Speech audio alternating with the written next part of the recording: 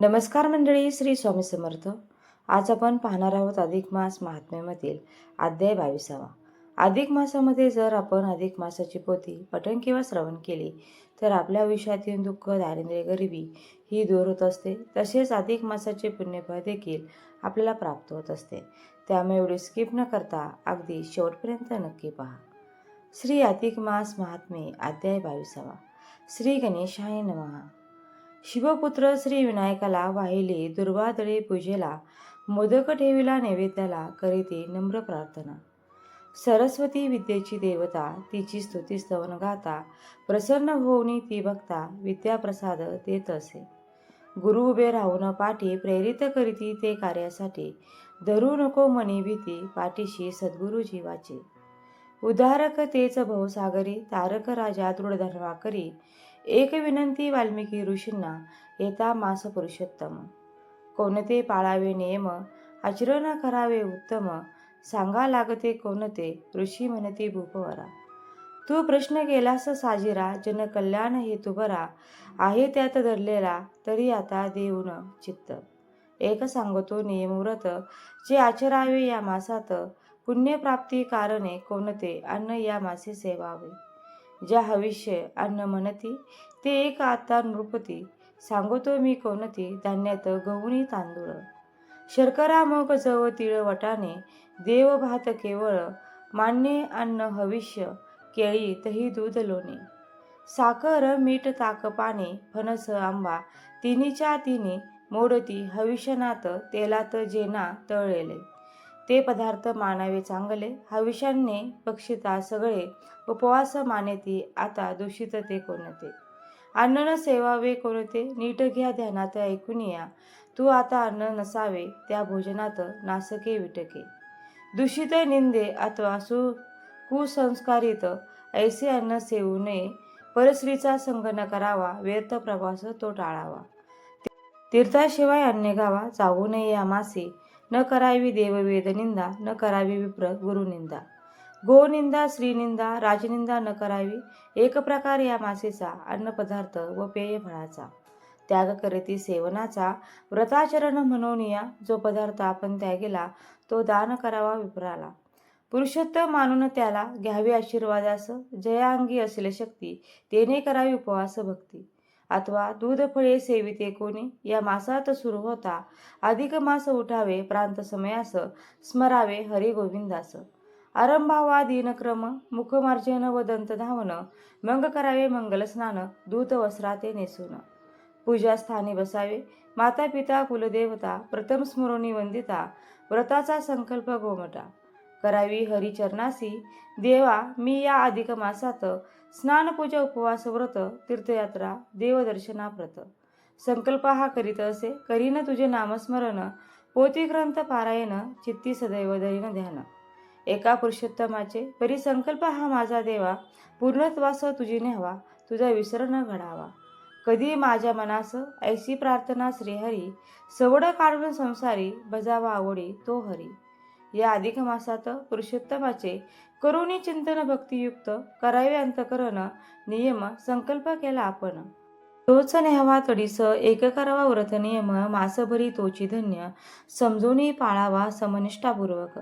प्रेम भरे भागवताचे करता श्रवण पठण, अथवा निवेदन मासेच्या, पुण्यपदरी घाली श्रीहरी. पदरात भावे पुजावा श्रीहरी, तुळशी दये वाहून सादरी, भाव पुष्पे त्या चरणावरी, घालावी श्रीकृष्णांच्या. ऐका नृपा या मासात, थोडे जरी घडे कर्म उचित, तरी त्याचे फळ पदरात अधिक गुण पडत असे.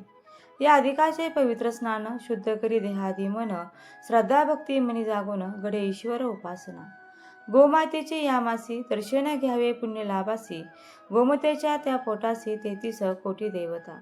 एक नमस्कारास गोमातेस, तो पोहोचे सकल देवास, देव दोषून मनुजास, देती सुख सौख्यता. भागवती हरी बोलला, देवरूप मान ब्राह्मणाला, जो पूजितो त्या भक्ताला, लाभे वरदान सौख्याचे. अन्न वस्त्र धन दान करता, दात्यास मिळे पुण्य, पुण्याईन जीवन धन्य, होय त्या भक्ताचे. शतयज्ञाचे पुण्य तेही, स्वर्ग लोकास घेऊन जाई, परी अधिकाची थोर पुण्याई, नेही नरा गोलोकासी. एकदा होता गोलोक प्राप्ती, नाही जीवा त्या पुनर्प्राप्ती, जन्ममरणातून सुट्टी, गाठी लावे मुक्ती मोक्षदा. तो आचरे पुरुषोत्तम व्रतास, तो होय स्वतःच खास, त्याचे देई तीर्थनिवास, करती पहा स्वानंदे.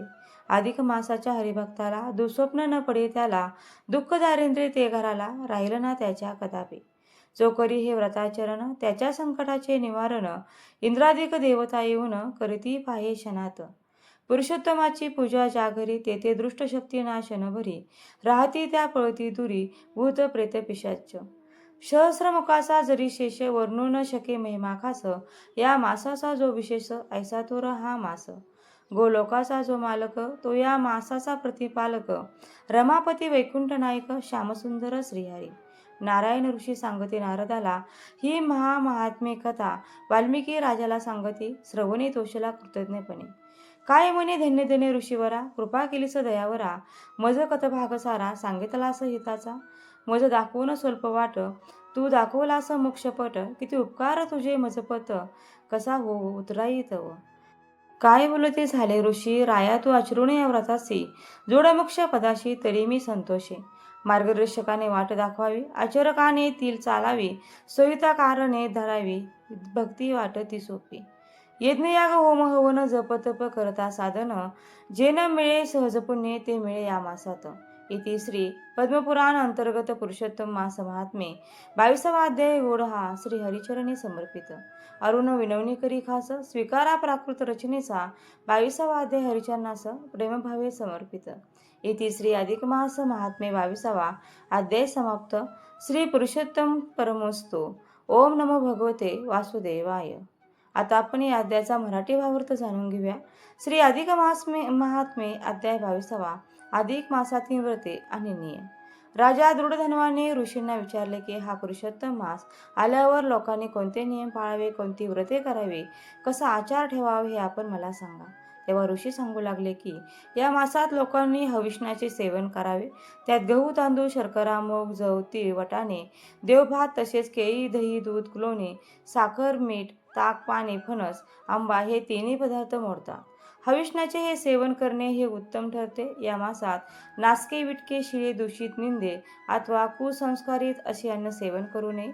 या मासात परस्त्रीचा संग तसेच अनावश्यक असा प्रवास टाळावा. तीर्थाशिवाय अन्य गावात जाऊ नये. या मासात देव वेद गुरु गाय स्त्री आणि आपला राजा यापैकी कोणाची निंदा करू नये.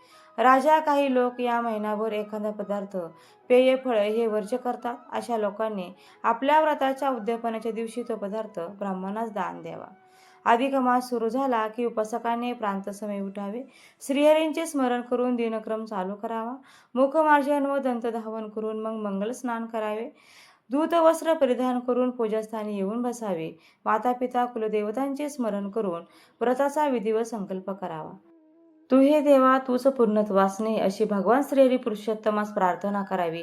आपण जो नियम करू, जी उपासना करण्याचे ठरवू ते संपूर्ण महिनाभर एकनिष्ठ आणि श्रद्धेने आचरावे.